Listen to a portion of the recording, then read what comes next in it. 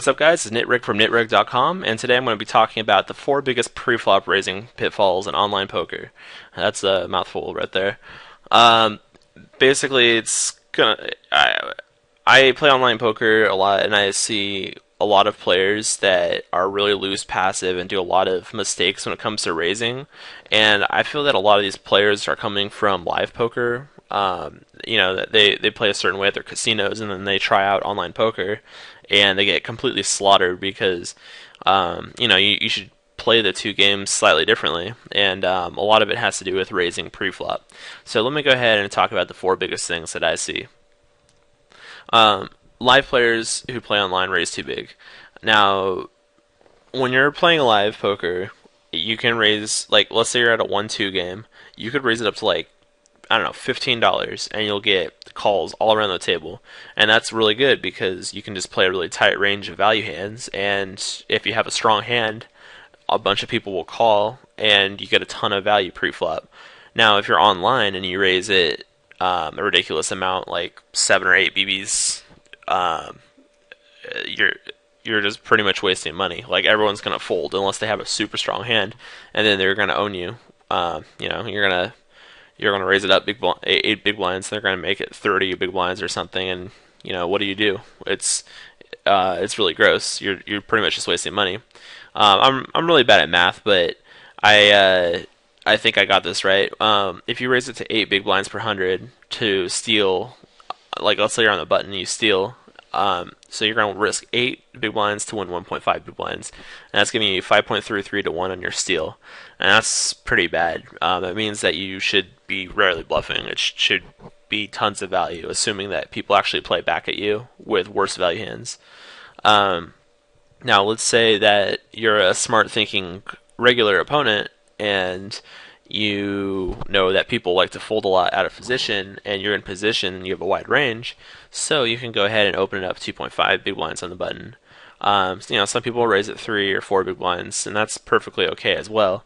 But if you're on the button, you can also raise 2.5 big blinds per 100, which is kind of unheard of at live poker. But online, if you raise that, you're going to get about the same amount of folds and calls on a lot of tables, and you get 1.66 to 1 on your steal, which is really good if you're bluffing.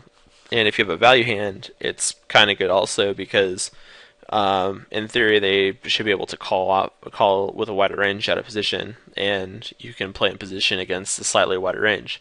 So it's pretty good for both reasons. It just basically open it up like 3 or 4 big blinds per 100, or if you're on the button, then you can consider something like 2.5 big blinds. Maybe it would probably just stick with 3. Like, if you open up 3 in every single spot, then you really can't go wrong. Sometimes it's when live players don't raise that is the problem. So, some people fold too much, which I don't see too often, but it is kind of a problem with some people. But the biggest problem, I think, when players don't raise is they limp. And limping is by far the worst thing that you can do at poker. That's like the telltale sign that someone's a fish if they're just like open limping. So I generally tell people that if they have a hand, they should either raise or fold, and they should never limp. Now, like everything in poker, there's a general rule of thumb, and then there's a bunch of ways that you can break that rule. There are spots where you should be limping, definitely, but you shouldn't be limping that often. And I feel that if I tell people, especially if they're beginning poker players or just learning, if I tell them that they can limp in some spots, they might over abuse that and get themselves into really bad spots and lose a lot of money.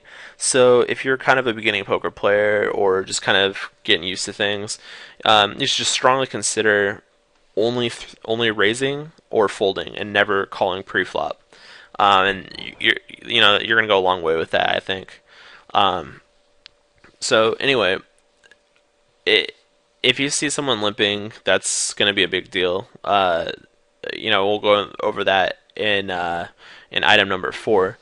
But if you're limping yourself, you're losing money, because if you have any sort of decent regular opponent behind you, that knows any sort of poker strategy whatsoever, they're probably going to be isolating you with a really wide range, and your life is going to be hell, like out of position. So simply just don't do it. Number three, loose passive players only three bet aces and kings, and I laugh a ton when I see stuff like this happening. You'll get some loose passive player or a nit, and they only three bet 1% over a huge sample size, and you open with a hand like pocket tens, and they go ahead and just like pot it huge in position, and it's just, I don't know, it's just super funny because they only have aces or kings when they three bet, so you can play them pretty well. You can just like fold or call if you get set money odds or whatever. But your game shouldn't just consist of three betting aces and kings. You should not only have a wider three betting for value range, especially the lower down in the micros you go, where you're gonna get people calling out of position with goofy stuff. But you should also consider, rarely, but you should consider three bet bluffing.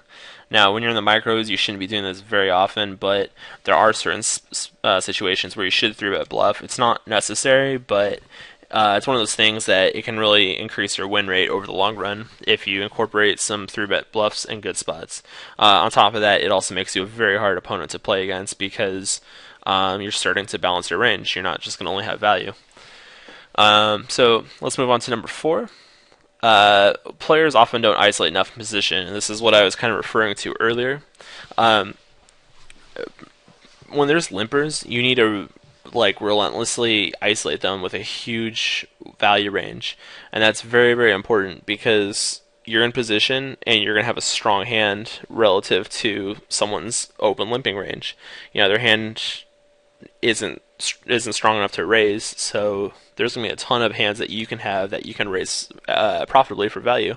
Especially when you're in position, you can just steal the pot when no one hits a hand. So really consider ISO raising a ton. Now, when it comes to bet sizing for the raise, you're going to want to, kind of as a rule of thumb, make it 4 big blinds per 100 plus 1 big blind per every limper. So let's say that there's 2 limpers behind you, and you have, let's say, ace queen suited. Go ahead and raise it 4 big blinds plus 2 big blinds, since there's 2 limpers, and which makes 6 big blind raise. And obviously, if there's 3 limpers, three big blinds on top of the 4 standard big blinds, and so on and so forth. But that's generally going to give you around the right size of a raise against players for value and position. And it's really good for you to isolate a lot because there's so many good things that can happen. Number one, I see a lot of people limp folding, so you instantly win money if you raise, which is awesome.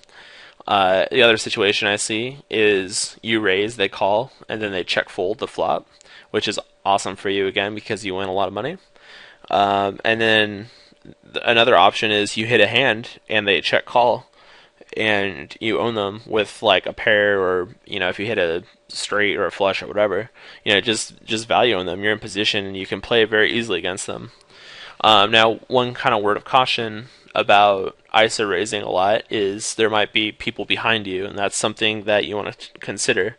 So if someone limps under the gun and you're in middle position, you probably shouldn't be isolating like A7 offsuit, because a bunch of people behind you might call because they're going to be in position post flop. Also, let's say that you raise and there's a guy who 3-bets a lot to your left. He's probably going to be 3-betting you really wide because he knows that your ISO range is going to be really wide. So, probably tighten your ISO range a little bit if there's situations like these. But essentially, if you're in position and you're going to be in position throughout the entire hand, like on the cutoff or button, you should be isolating limpers relentlessly, just nonstop. I think I covered everything. I might have missed some pre-flop raising mistakes. So if I did, I'm really curious to see what you guys can come up with. If you guys want and have a mistake in mind that a lot of people do, go ahead and post it not only in the comments below my blog, but also in the YouTube channel as well. I also want to remind you guys, I'm kind of starting to build my blog and discuss a bunch of poker strategies. So if you like this video, go ahead and click subscribe in the top left if you're on YouTube. If you're on my site, you can go ahead and sign into my email list, which basically gives you a bunch of updates of like all the latest strategy. Pretty much one strategy post a day, and I put a lot of effort into these, and it's a lot of good material if you're a learning poker player. Um, Another thing that I did was I started a Twitter account. So if you want, you can go over to nitreg.com. I'm sorry, twitter.com/nitreg and go ahead and just follow me on Twitter. And on Twitter, I've just been posting just random stuff, some strategy, just some comments, and the whole Twitter thing. But it's pretty fun, interesting, and I've already got a couple of followers so far, just random people who've found me. I haven't really promoted it that much yet, but it's starting to grow. So if you enjoy this post and this video, I hope that you guys find the time to go ahead and subscribe. That being said, this is Nitreg from nitreg.com, and thanks for watching my video. See you later.